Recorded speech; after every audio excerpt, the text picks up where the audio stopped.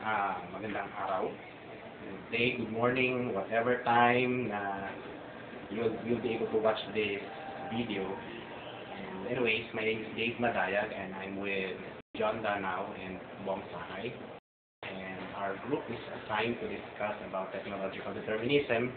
And I would like to discuss technological determinism in the aspect of literacy and in the context of our Philippine society, considering that our object of discussion, by the way, is about cell phones and how cell phones have become an instrument in determining or in molding, or should we say, in trying to modify the present-day values, culture, and even history of our society and our country as a whole.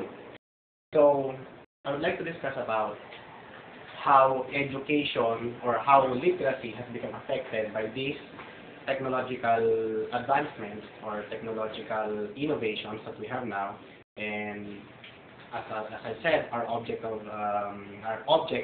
and subject for our discussion is about cell phones and its effects. Before we go to the cell phone itself, I remember that prior to how we use cell phones today, we have these IRCs or some chat rooms or some chatting technology or conversations that we have over the internet, or should we say the first of them is the IRC. Some shortcuts or abbreviations or language modifications that has penetrated our day-to-day texting started from this, like the initials BRB, GPG, or BFN. LOL. LOL, tama. Pista-pista, bilig-bilig. Hindi, okay lang yun, okay lang. Sorry, pare.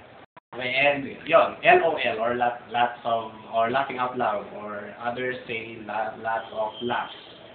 Okay, so since internet is not that accessible during that time, and then come the texting or SMS technology, what was the language in the chat room has migrated into SMS or into SMS conversations or technology or communications.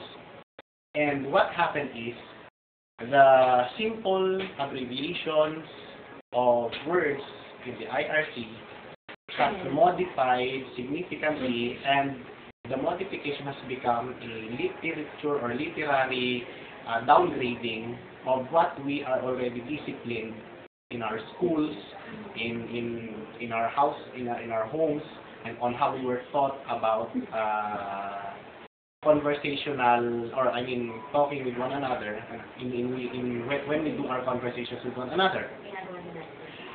Have we received one-time messages such as "Saan na you?", "Dito na mi", "Wait kita", where if we will talk face to face, I would ask you, "Nasaan ka na?", "Nandito na ako, hinihintay kita."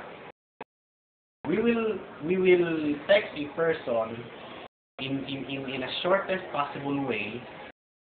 Number one, to maximize the load that we have.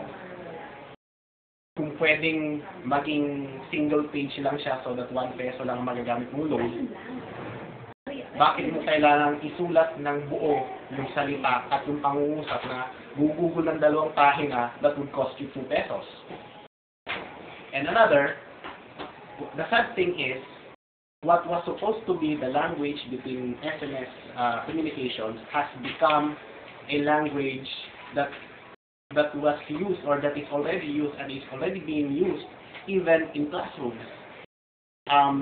John once have shared a while ago an experience where his mom, who's a university professor, had these submissions of projects, or assignments from her students using SMS lingos.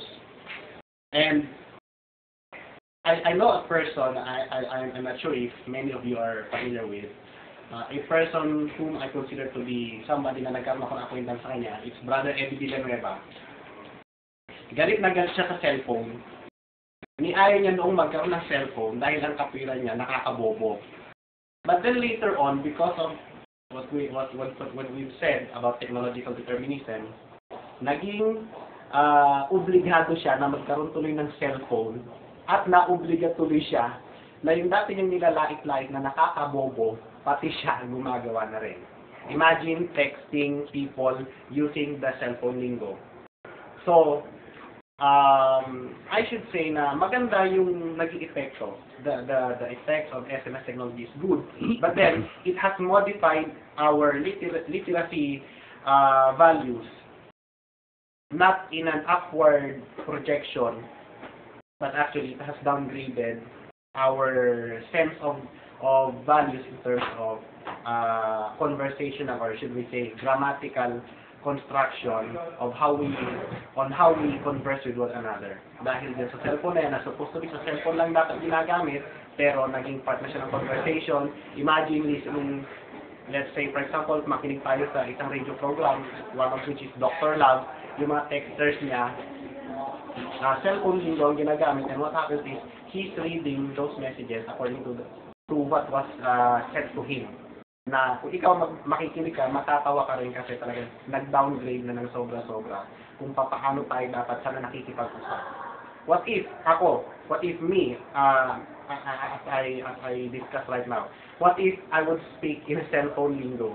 I would say na baka matawa ka or ayawan mo ng pakinggan itong mga sinasabi ko if I would use those languages na naging part na ng ating community, ng ating society dahil sa technological determinism done by SMS technology.